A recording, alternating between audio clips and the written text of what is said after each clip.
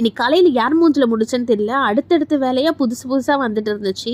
Market போகலான்னு இவங்க கூப்பிட்டா, வா கடைக்கு வா, கொஞ்சம் மெட்டீரியல்லாம் வந்திருக்கு, கொஞ்சம் க்ளீன் பண்ணணும்னு சொல்லிட்டு மெட்டீரியல்லாம் க்ளீன் பண்ணுறதுக்காக கூட்டிகிட்டு போனாங்க. அங்கே பேண்டெல்லாம் அடுக்கி வச்சுட்டு அதோட மார்க்கெட் போயிட்டு இந்த சங்கரா மீன் தான் கடந்துச்சு. அதை மட்டும் கொஞ்சம் வாங்கிட்டு வந்திருந்தேன். எனக்கு சங்கரா மீனில் வந்து இந்த மாதிரி தக்காளி வெங்காயம்லாம் அரைச்சி ஊற்றி செய்கிறது தான் வந்து ரொம்பவே பிடிக்கும். அப்போ தான் அது டேஸ்ட்டும் செம்ம சூப்பராக இருக்கும். மீன் மார்க்கெட்லேயே வந்து மீன் இறாலை வந்து வெட்டி க்ளீன் பண்ணி வாங்கிட்டு வந்துட்டேன். அப்போ தான் வீட்டில் வந்து கொஞ்சம் க்ளீன் பண்ணிவிட்டு நம்ம வந்து சமைக்கிறதுக்கு கரெக்டாக இருக்கும்னு.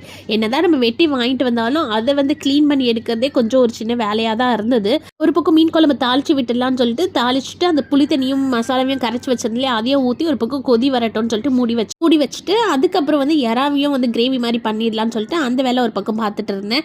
அதுக்குள்ளே மீன் மசாலா வந்து நல்லா கொதிச்சிருச்சு. மீனையும் போட்டு ஒரு பக்கம் வச்சுட்டு அதுக்கப்புறம் கீரை இறா அப்புறம் கொஞ்சம் மீனையும் ஃப்ரை பண்ணி வச்சுட்டு அன்றைக்கி லஞ்ச் வந்து சூப்பராக சாப்பிட்டு இப்படி தான் முடித்தோம்.